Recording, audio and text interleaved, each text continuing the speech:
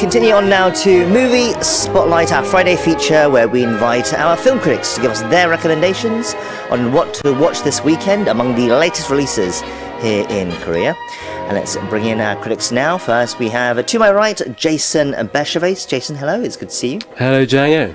And we also have to my left, Darcy Paquet as well. Darcy, hello to you too. Hello.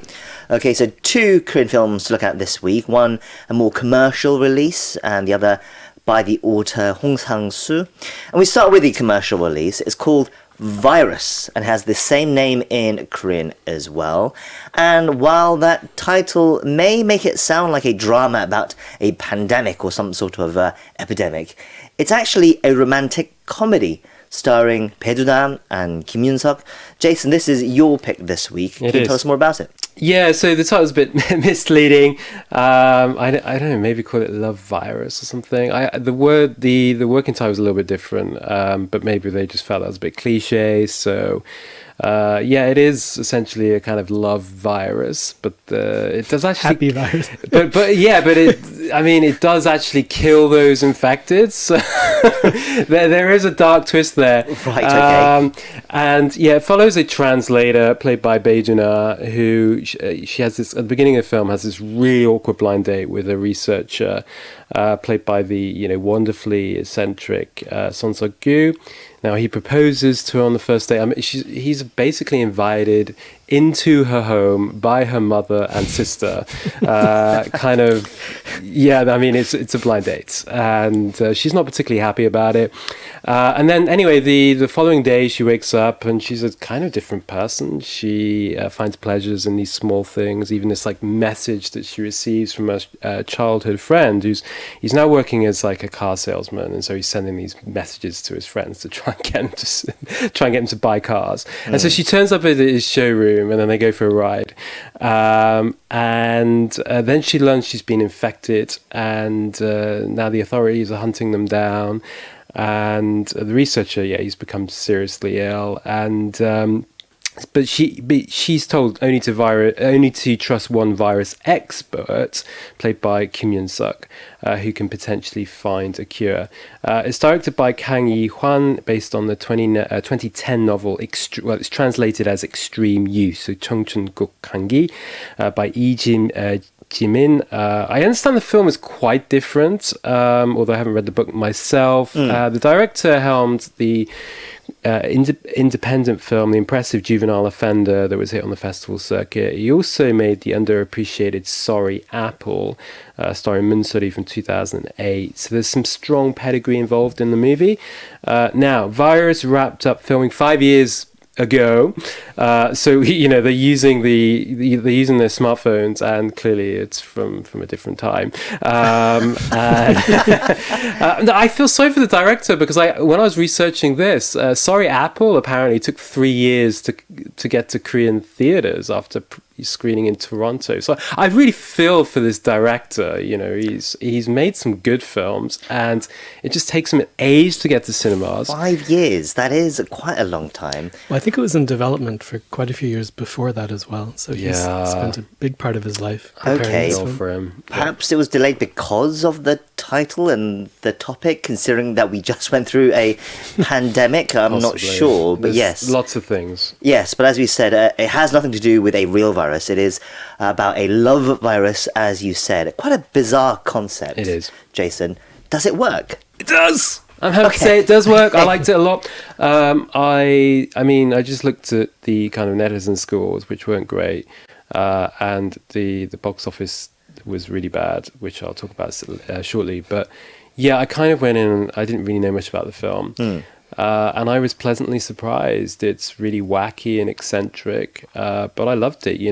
Sometimes I come on here and complain how we see the films that are just the same old thing, and this is a real interesting mix of genres. I love the performances, and then as I was watching it, you've got Bae-jun-ah, you've got Kim Yoon-seok, and I'm like, they're not going to star in a bad movie, right? Kim Yoon-seok he's in good films, and he's pretty smart. Same with Bae-jun-ah, and so Actually, it works really. I thought it worked really well. It's an interesting concept. It's funny. The humor's kind of quite dry, which is quite unusual for Korean films. And come from the UK, I always appreciate dry humor. It's. There are some dark areas of the film, but it never takes itself too seriously. And I thought it was weird, wacky, and kind of wonderful. Okay, that's quite an endorsement. Darcy, what about you? I understand you saw this one as well. What did you make of it? Yeah, I liked it as well. I thought that it's unpredictable and, really good acting. I think the acting is terrific. Really makes the film. And, Bae Doona isn't an actor who's had a lot of popular success over the years, but, critics love her. She has a lot of fans internationally as well. And, this is a role that kind of shows off her talents because, we get to see her pre and post virus, and it's completely different kind of air, given off by her. And so it was interesting. I think the ending is a little bit, disorganized. Like it's, there's a lot going on, and it's kind of like the focus is a little unclear as we get to the end. And so, maybe that partly contributed to some of the weaker reviews by netizens, but I think it's just probably, this is not the kind of film that people were really looking for, or that, it's not to everybody's taste, but I think if you go in with an open mind and just kind of enjoy it for what it is, I really liked it. Right, interesting. So, yes, let's talk a bit more about how it's doing in the theatres. You're saying it's not doing very well, even though both of you thought it was really good. That's terrible. How terrible? It completely flopped. I don't think it'll hit 100,000 admissions. Wow. And, Kim Yoon-seok, he was one of the most kind of popular actors in the industry. He was in, countless hits, of course some Che Dong-un films, but it was just really surprising. It's not surprising actually if you look at other films that incorporate elements of science fiction and are kind of unusual, and back in the day, Save the Green Planet, or even How to Use Guys with Secret Tips. These are films, that's not sci-fi, it's kind of a wacky romantic comedy though. But it didn't work with audiences, but found a life, after theatres. I'm not surprised to see it flop, although it is kind of... So you just think there's not a market for it and a demand for this type of something a bit more offbeat? It's hard film to market actually. It's science fiction rarely does well here, even though directors love the genre. The industry is in a quite unusual. Because other films have done pretty well this year, right? So Yadang the Snitch has sold 3 million tickets. Yeah. Becoming the most popular R-rated film in 6 years. That's right. So... And there's been a few other films that have made their returns, made their money back. Right. So I count it... I count 5 films that have broken even so far this year. There were around 10, 11 last year. So, we haven't quite hit the halfway point this year. And so it's looking perhaps to even beat last year in terms of the number of films making money. So Dark Nuns, Hitman 2, Secret Untold Melody, The Match, and Yadang. Now the problem with that is only one of those films was shot last year. All the other films are basically part of the backlog, waiting to be released, including this one. And so people in the industry are really worried right now because once that backlog is cleared, what films are going to be released in theatres? So last week there was the announcement, or in the press, that there's going to be a merger between the process in which Lotte and Megabox merge has begun. So which I think is quite telling. Yeah, so some still warning signs then for the industry as it tries to navigate this post-pandemic world, trying to find what succeeds at the box office. In the meantime, though, once again, the film we just reviewed is called Virus, and it's out now in cinemas here in Korea, and both our critics recommend it. Let's move on to our second film, and it's a film from the auteur director, who I think it's safe to say doesn't get too concerned about box office figures. It's a new film by Hong Sang-soo, who is actually at the Cannes Film Festival this week, serving on the jury for the main competition section. Meanwhile, this latest film, his 33rd feature to date, is titled What Does That Nature Say to You?, which is a translation of the Korean title 그 자연이 너게 뭐라고 하니. It was released in theatres on Wednesday after premiering at the Berlin International Film Festival back in February. Now, Darcy, this is your pick. What can you tell us about it? Yes, so, I mean, the film opens with a man dropping his girlfriend off at her parents' house in the countryside. And he's a poet in his 30s. He's not particularly well-known or successful, although his father's a well-known celebrity. And, you know, the original plan was just to kind of drop her off and drive back to Seoul, but he's kind of amazed at her parents' house. It's much bigger than he ever imagined.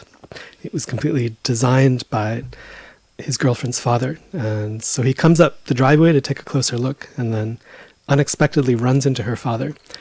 And, you know, he's never met the father, despite the fact that, you know, the two of them have been dating for 3 years. But he's trapped, more or less. And so he gets introduced to the rest of the family. He's invited to stay for dinner, ends up spending the night. So it's kind of a meet the parents kind of plot, you might say. Okay. Hong is known for stories and dialogue that look quite simple on the outside, but they have quite various layers in them. They're quite layered.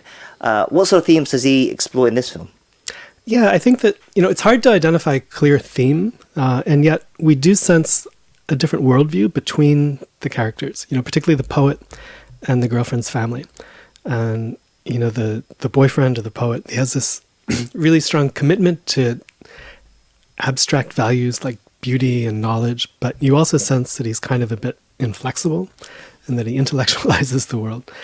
You know, the parents, in contrast, seem to be much more relaxed. They seem to kind of experience life for what it is, have a much more direct connection to, you know, everyday experience. And, you know, in a way, they kind of seem wiser.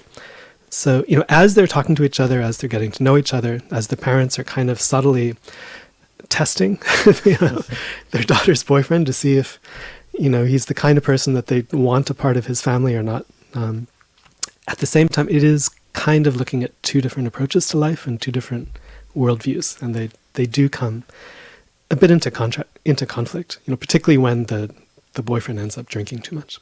Right. Okay. That, of course, yes, can happen. What did you make of it? I like it. It's yeah, it has a lot of humor. I mean, similar to a lot of his other films. He's been experimenting a bit with visual elements in recent times. He had a movie called In Water, which was very blurry when it was projected, and there were a lot of complaints about that because it gave people a headache when they were watching it.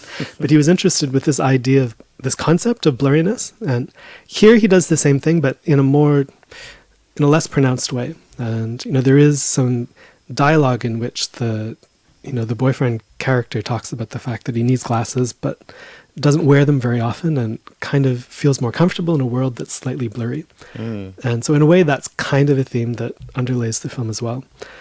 You know, the performances are really good. It's you can kind of, you know, get into the film quite comfortably and just kind of follow the situation as it is. And then, as usual, it gives you it drops these little things that give you a lot to think about. So, you know, I'm a fan of his recent work, and, you know, this one I think, ranks quite well among his recent films. Okay, Jason, I know you caught this one as well. What did you make of it?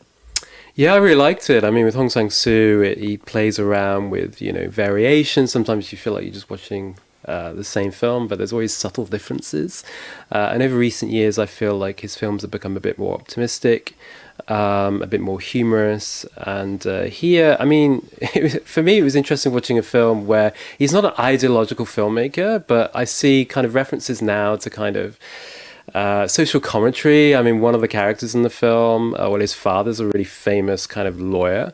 And so it kind of plays around with how the parents are kind of, you know, they see him as potentially, you know, the son-in-law, and because he comes from this, you know, even though he's not, you know, earning much money, but he has that kind of because of his, obviously his family connections, and they constantly make reference to it, or at least his girlfriend's sister does. And so that's something you don't see in his earlier films so much. So I just wonder, is it because he himself he's a father again, and so I wonder how that changes his outlook on life. Sure. And so yeah, I liked it a lot. It's really funny, and the blurriness is a bit. I was like, because I was watching on my computer, and I was like, "Is this something wrong with my computer?" But no, and Right. I soon realised actually this is Hong Sang-soo playing tricks again. Okay, so that was What Does That Nature Say to You? Both films this week, 2 Korean films, 2 thumbs up for both films from our critics. That's where we're going to wrap it up for Movie Spotlight this week. Jason, Darcy, as ever, thank you for your reviews, and we'll catch you guys next time. Take care. Bye-bye.